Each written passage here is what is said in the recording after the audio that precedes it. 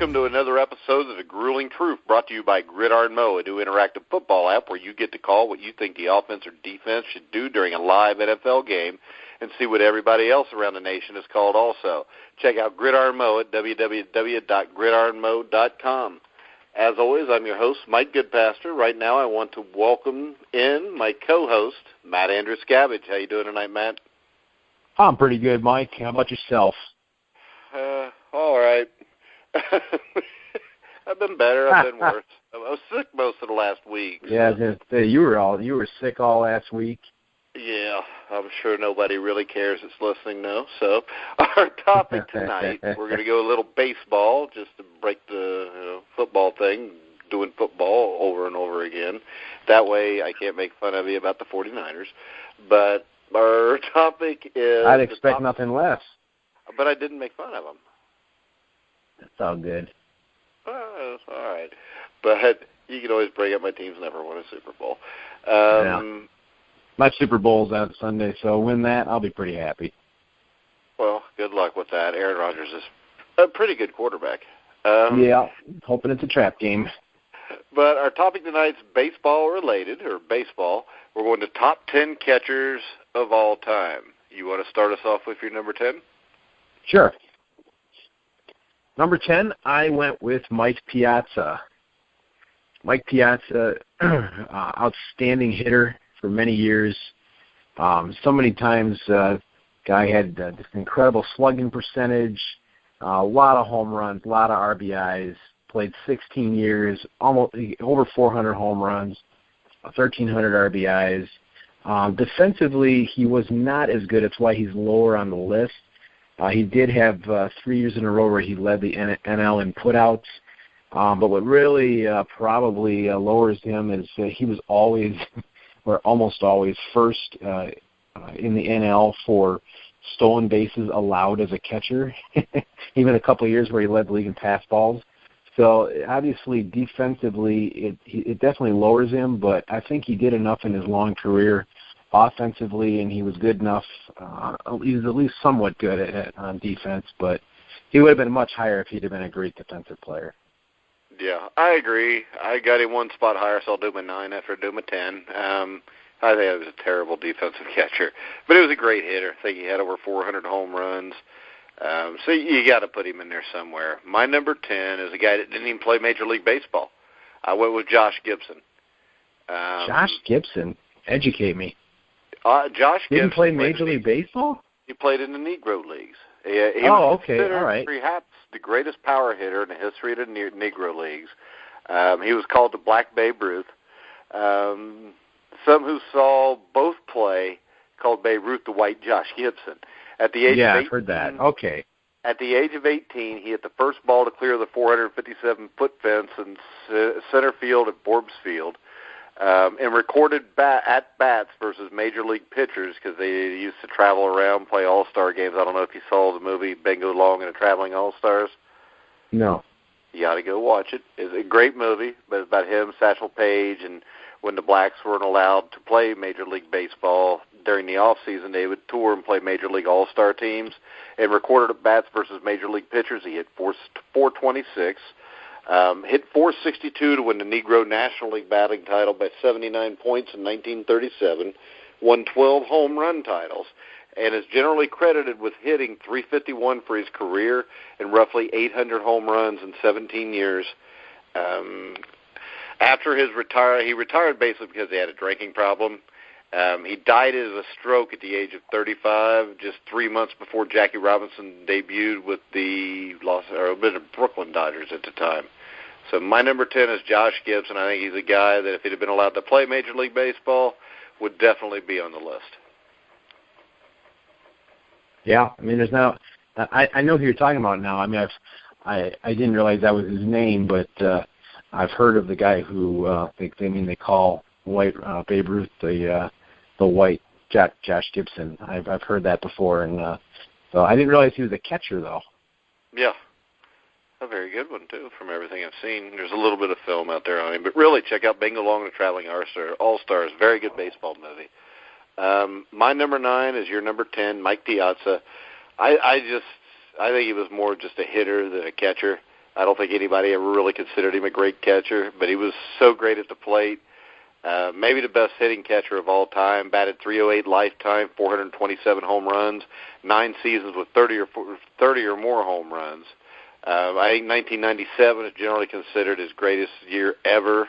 I mean, not just for him, but for a catcher statistically, offensively. Yeah. He had 362, 40 home runs, 124 RBIs, 201 hits. He was a 12th round All-Star. And he was a 62nd round draft pick who was passed over 1,389 times in the 1988 Major League Baseball draft. So I think offensively, you have to put him there. All around, I don't think he's anywhere close to the rest of the guys we got on the list, but that's my number 9. My number 9 is Chicago Cub legend Gabby Hartnett. Played 20 years from 1922 to 1941. For the Chicago Cubs in the National League. Very good hitter. The guy could hit for average. He was real good on base and slugging. But if you look at his defensive stats, they're really, really good. He consistently led the league in double plays turned as a catcher.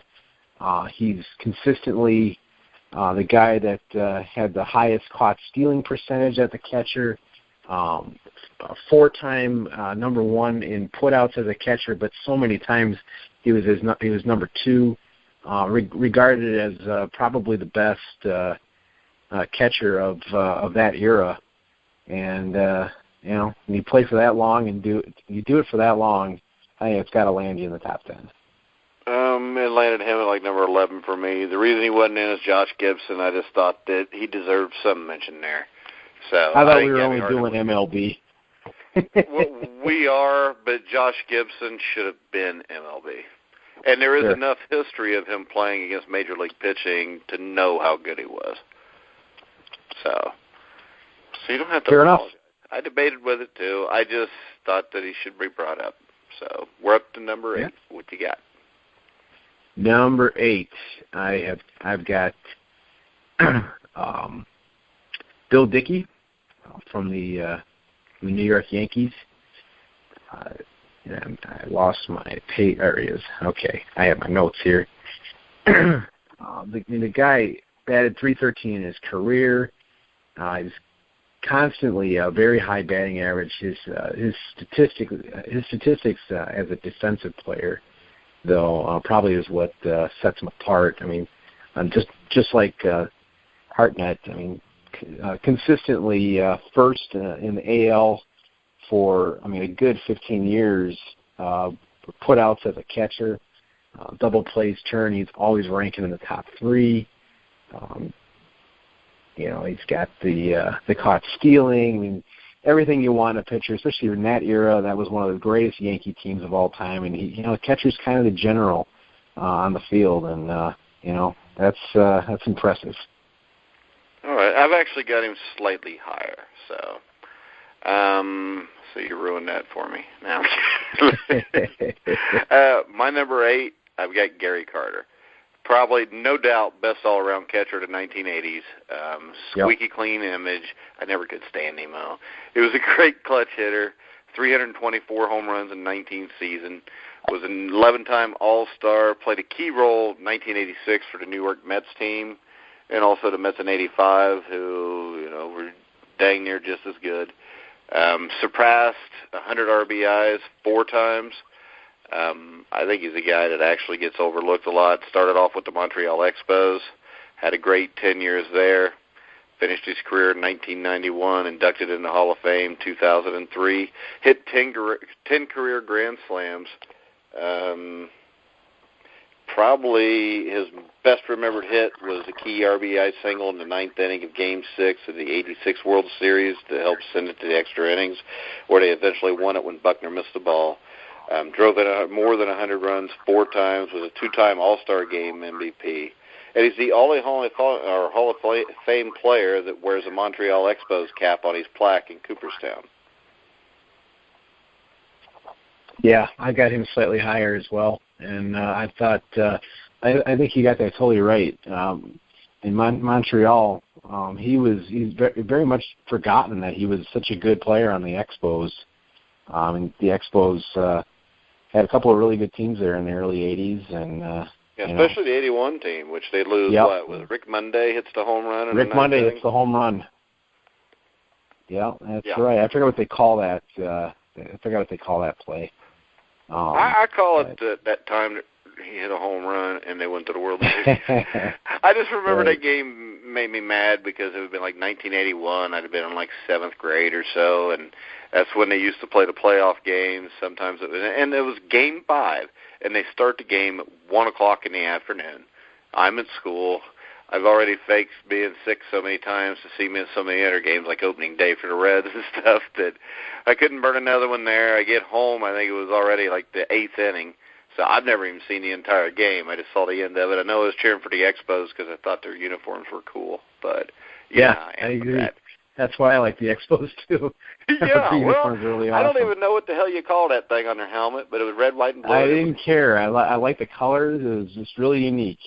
Yeah, red, white, and blue. We're Americans, so we like American colors. So I got Gary Carter at 7 as well. Just what he was able to do as a defensive player. Guy was a very good clutch hitter, power hitter. Who could forget his big hit in Game 6 in '86? And just an all-around great player. Played a long time. Did it for multiple teams. I think it definitely deserves where he's at. I got him at 7, so you got him at, 8? I got him at 8, yeah. Okay, that's fair enough. So my number 7 would be Carlton Fisk. Of course, Johnny Bench was a star during that time in the National League. I think Fisk pretty much was considered by everybody the best catcher in the AL at the time. And he stayed at that level for probably a good 10 years. Ended up playing 24 seasons, caught over 2,200 games, 376 home runs, 269 lifetime batting average. He was a 10-time All-Star, and of course he hit maybe one of the most memorable home runs in World Series history, Game 6 against the Cincinnati Reds in 1975. So I'm not a big Carlton Fisk fan since I'm a Reds fan, but you got to give him some credit. The guy was really good. I mean, I would say you'd have to call him the most durable catcher in history. I mean, he played 24 seasons and averaged almost 100 games every year as the catcher.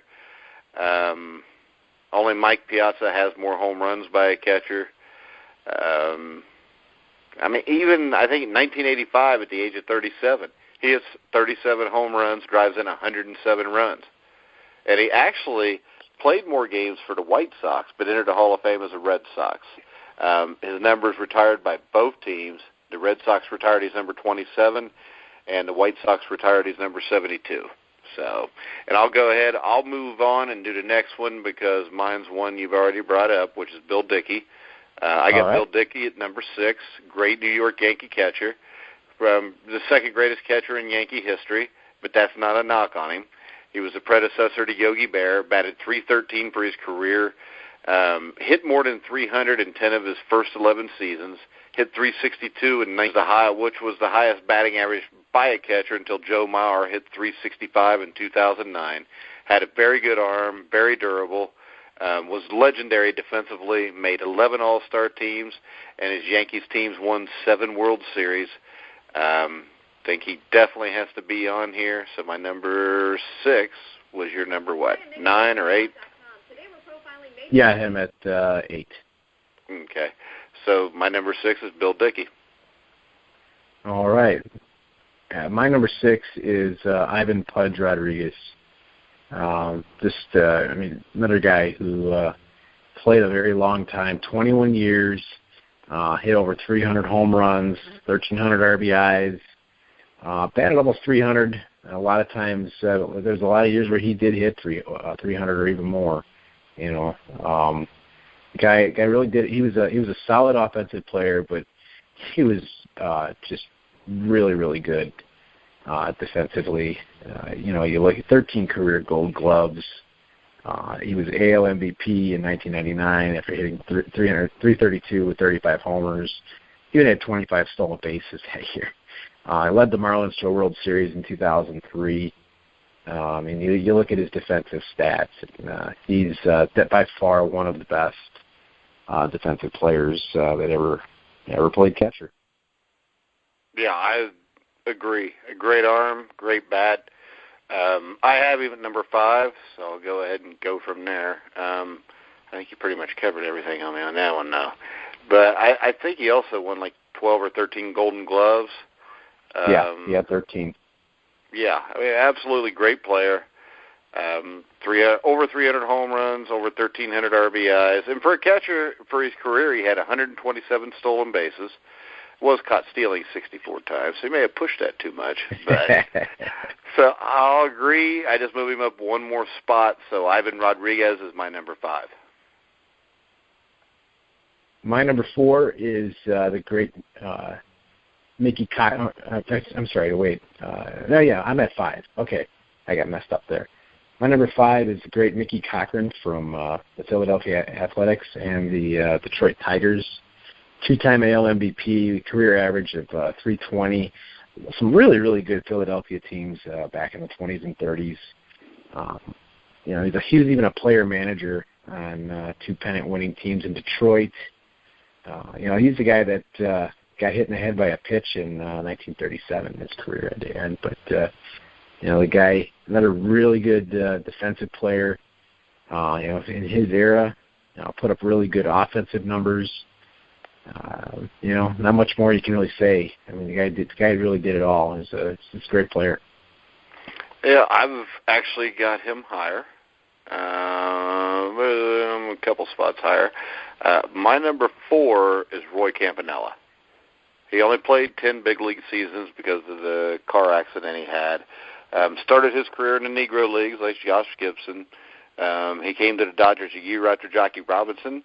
He set a single-season record for catchers at the time with 41 home runs, 142 RBIs, played in 8 consecutive All-Star games. Of course, his career tragically ended in an auto accident in 1958 that left him paralyzed.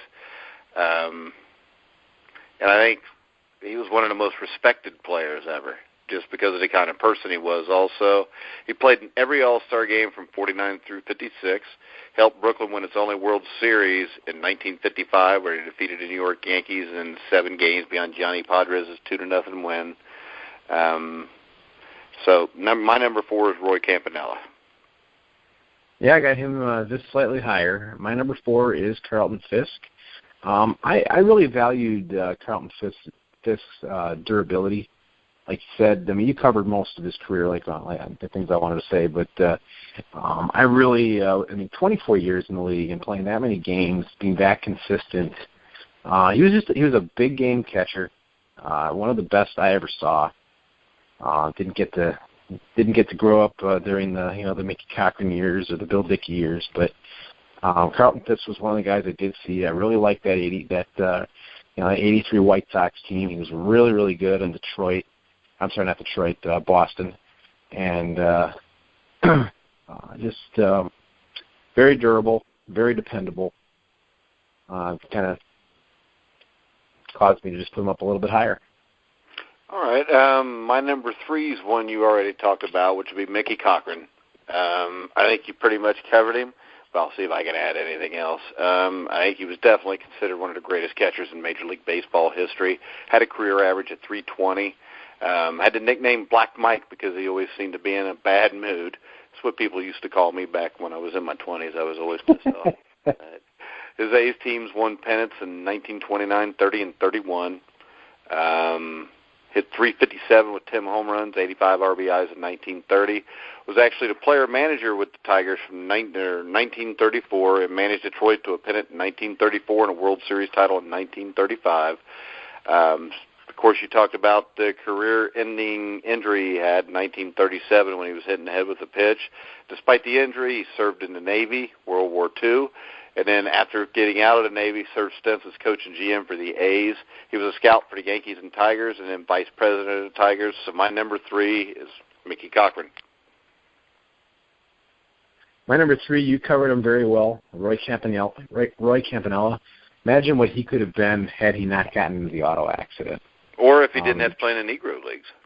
Yeah, exactly. I mean, the guy, just so consistent. I don't know really what else I can add. I mean, every year he's hitting over 20 home runs, about 100 RBIs. I mean, 1953, he's got the 41 homers, 142 RBIs. Really, really good numbers. 600 slugging percentage, about a 400 on base, which is just ridiculous. When catchers give you that much offense, it is really something special. Like a shortstop doing it, which is more prevalent nowadays than it used to be. But I mean, it's still a big deal when a catcher can put up offensive numbers nowadays. Right. Who's your number two? My number two? I think we know who the top two are, but who's your number two? My number two is the late Yogi Berra. I mean, for obvious reasons. He offensively, he was ridiculous. The guy played a very long time. He had 15-time All-Star. The guy was on. He was the general on the team that won 10 World Series, AL MVP 3 times, 15 years in a row getting AL MVP votes. The guy was, 358 career home runs. He led the Yankees in RBIs in every season.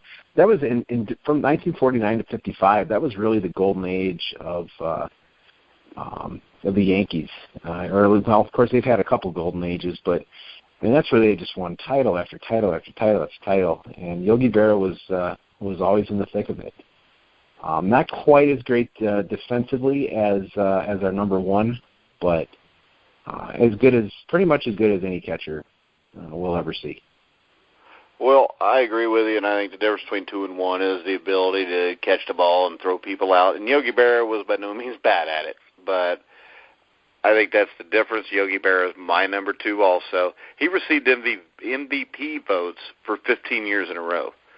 Right. He led the Yankees. You're talking about 1949 to 55. He led the Yankees every year in RBIs. He was the catcher for Don Lars's perfect game, still to this day the only perfect game ever thrown in Major League Baseball history. Like you said, 10 World Series, drove in more than 100 runs 4 consecutive years, 53 through 56.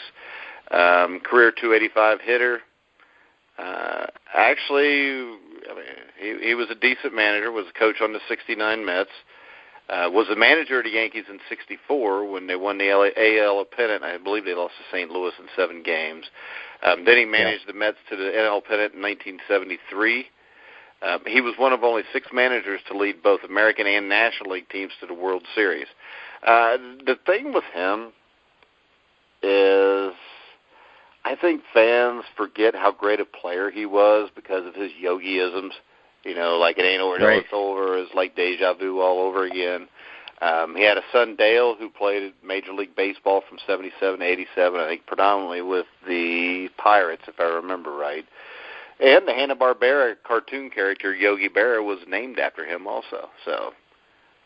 Right. I mean, you really hit that on the head, too, because for the longest time, even as a baseball fan, I didn't realize how great he was.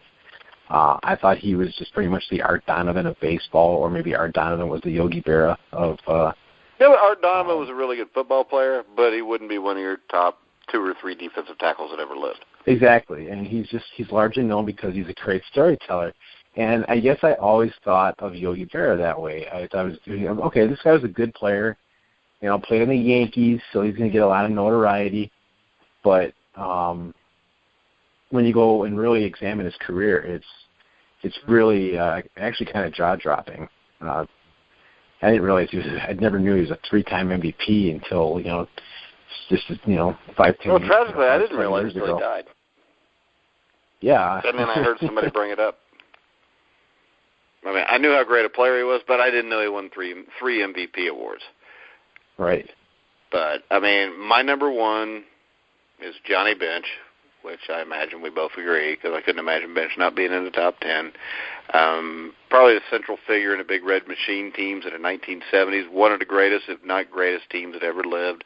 Great combination of power at the plate. His defensive ability was unprecedented. He won 10 Golden Gloves, 2 National League MVP awards. It was named to 14 All-Star teams in 17 seasons. 1968 Rookie of the Year. Also led the league in RBIs 3 times. He was a great clutch hitter. I mean, if you look at the 75-76 World Series, and I think the 76 World Series was the year he was coming off batting like 236. He goes into the series and bats like 557, hits 2 home runs in the 4th and deciding game when they swept the Yankees. I think he's hands down the greatest catcher that ever lived. And I think when you talk about the greatest baseball players that ever lived, he's got to be up there too. Yeah, there's no question about it. I mean, there's not much I can really add to this. It would have been fun to not take Johnny Bench, just to have fun, but there's just no way to do it. The guy. Yeah, they need to sound like a moron. It'd been like that time we had that show, and I told you Jerry Rice was number 2. Yeah, that was pretty hilarious. I know. Especially given. But, Johnny Bench, like you said, best combination of power and, the ability to play defense. I mean, at the catcher position, if he doesn't have the most home runs as a catcher, he's certainly in the top probably 3. But he doesn't anymore because you got the guys like Rodriguez, Piazza. I think he hit 389 for his career, and I think 289 of them were as a catcher because he also played a little first base and third base. In the 1970s, he's by far he is the 1970s. When you think about it's him and Reggie Jackson. The guy's hitting 40 home runs relatively consistently, and like you said, he always came up big in the big games. He didn't have particularly the greatest series, but then he came back he didn't have a great series in '75, but he came back in '76 and had the fantastic series. And so, when you add everything together, especially this defense. I remember watching a video of him where he's talking about how he kind of takes care of his arm and what he has to do, what you have to do to be a great catcher. And he talked about what it takes to take care of his arm and how he would, at times show it off, and he'd be kind of on his knees and he'd still throw it over the left field fence. I mean, that's just crazy.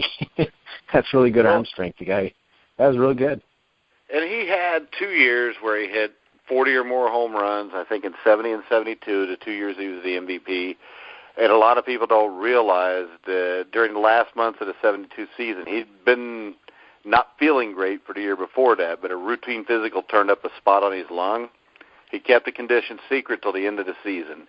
And what's even more mind-blowing about that is he hit the crucial home run to tie the pivotal 5th game of the League Championship Series against Pittsburgh at Riverfront Stadium while having that stress. After the Reds lost the World Series to Oakland in 7 games, Bench had what turned out to be a benign tumor removed from his lung. But, I think that having a tumor removed and everything did slow him down over the next few years of his career. But if you look at the guy's stats, he was named a minor league player of the year in 1967, rookie of the year in 68, won a Gold Glove every year from 68 through 77, named to the All-Star team 14 times. National League Most Valuable Player, Major League Player of the Year in 70, same thing in 72, 75, 76, won 2 World Series, 76 World Series Most Valuable Player. Elected to the Hall of Fame in 89, Jersey retired in 96. Sporting News named him the greatest catcher of all time. 99, selected by fans to the All-Century team. But the thing I remember is just he was dramatic with the home runs. I'll never forget Johnny Bench night, September 1983. I've been to Riverfront Stadium in 1990, watched the Reds, win World Series games, playoff games.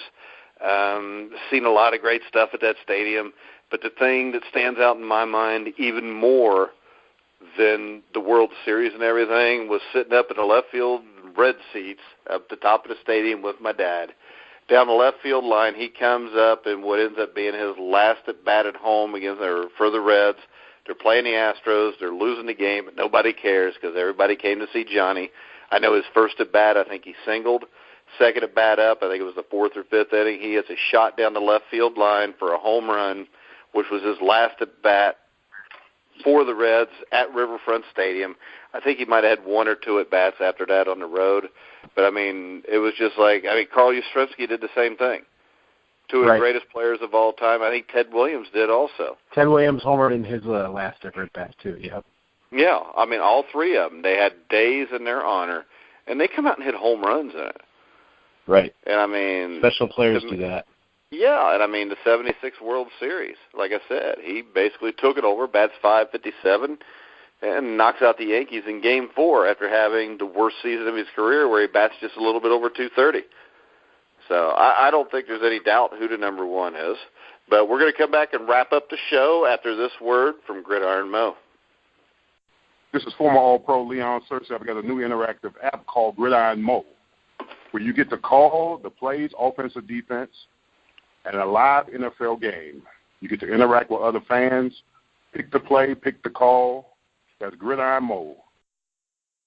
All right, we're back on the Grueling Truth Baseball Show. I guess we'll call this Monday Night Baseball. You're probably listening to it on Tuesday or Wednesday. We were doing it on Monday night because Matt really hates the Packers, and he needs something to do because it's not looking good for hating the Packers right now. It's the fans. Trying to get his mind off the fact that, you know, his team's got to go deal with them. So everybody out there say a prayer for the 49ers. Maybe they can pull off the miracle Sunday. But you never know. It could be a trap game. Maybe we'll see. Matt does a 49ers show with Dexter Carter. Do you guys have any special guests this week? Yeah, we got former defensive lineman, defensive rookie of the year, defensive player of the year, 97, Dana Stubblefield. All right. Played at the University of Kansas. And before that, played at Taylor High School as a great running back. Did you know that? Did not know he was a running back. The first coaching job I got, high school, junior high-wise, was at Taylor High School. Unfortunately, there was no Dana Stubblefields there when I got there. So I got the hell out of there pretty quick. And then, of course, you'll have the first place undefeated Cincinnati Bengals show with me and Joe Kelly. I didn't say anything about the 49ers not being in first place or undefeated either. I know you didn't. I guess I did. And I know you wouldn't have, even if they were. No, but I would never say anything like that. And, of course, you listen in Wednesday morning, you get to hear Leon Searcy, Matt Andruscavage, myself, and do we have a guest picker this week? Yes. A good friend of mine, DeMille Hunt, real good graphic artist, helps out with our logo. He'll be joining us for the picks. Yeah, and if you need a graphic artist, you can go on the Grueling Truth Facebook page, check out DeMille Hunt's work, and if you like it, send him a message. He's on Facebook also. Matt, you're on Twitter. They can also tweet to you if they want to talk to DeMille. Where would they hit you up at on Twitter? MTA Scavage. All right. You can follow me at RiverMonster11. You can also follow us at ngscsports.com and www.thegruelingtruth.com. We will also have a Tuesday or a boxing show, which should air Wednesday also. So make sure you check out me and Dave Sidursky for that. Am I forgetting anything, or you got any final words, Matt? Well, you covered pretty much everything. Looks like we had a really similar list. It's the funny thing about this particular position. There's not a whole lot of room for major debate. It's basically, I think, just some positions will vary, but it was probably very interesting throwing in the player from the Negro Leagues because, a lot of great players don't get the notoriety because they weren't in the majors. But there's tons of great players that definitely would have done just fine in the majors. Well, and I think one guy playing today that'll be top 10 when he retires, if not top 5, is Buster Posey. Yeah, real good catcher from the Giants. Yeah. I mean, I could include him right now and not even feel bad about it. Yeah. I mean, I think very, he's very good player. There. Hey, also remember to check out our sponsor for the Grueling Truth, Gridiron Mo. You can follow Gridiron Mo at Gridiron Mo on Twitter, or you can go to their website, www.gridironmo.com. New football app where you basically can sit there. We need to play this yet, Matt, but they haven't got the Android version out. They're supposed to have it out soon so we can play against each other. I'm looking forward to it. Give you a shot for a win for the weekend since your team usually doesn't. Funny guy. I feel bad. You can't help yourself. That's all right. If the Bengals were losing, I probably wouldn't be able to help myself either. Yeah, you would be. Well, they've been losing before when we've talked, and that didn't go real well for me. So, it has happened, a few years back. about 5 years back. Well, our team's played in one of the ugliest games we'll ever witness 4 years ago. They also played one of the greatest games you'll ever witness. A couple of the greatest games you ever witnessed. Yeah, those Super Bowls were Super Bowl really 23 and then that 87 game where y'all cheated and won at the end. Jeez, your coach doesn't know what he was doing. What was Sam Weiss thinking? He had a rookie, Eric Thomas, covering him. You guys shouldn't have picked on it. Yeah, you're right. We really should have laid down for that. You should. You should have taken a knee. Say, hey, we're going to win the Super Bowl next year. So we're okay, you know what, then? I expect your team to lay down at the end of the year if we're this bad. Well, if we're like 12-2 and you're 2-12, we might. That's what I'm saying. You know, those games always happen at the end of the season, the playoff teams. Right. You get what nobody thinks of. But I'll tell you what, the Pick'em show, we've done much better this week. I think Leon Searcy ended up 13-3. I was 12-4. Our guest picker, Dave Sidursky, was 12-4, and you were 11-5. Yep. That's a lot better than a week not before. the worst last place record I'll ever have. Yeah, so this is close because right now Leon is 30-17. I'm 28-19. You're 27-20. So the title is still within reach. Yeah, it is still a 3-horse race. But hey, remember, check us out all week. Go back, check out our past shows on the websites, the Facebook page, and Twitter. So for Matt Andruscavage, this is Mike Goodpaster. We'll see you next time on The Grueling Truth, where the legends speak.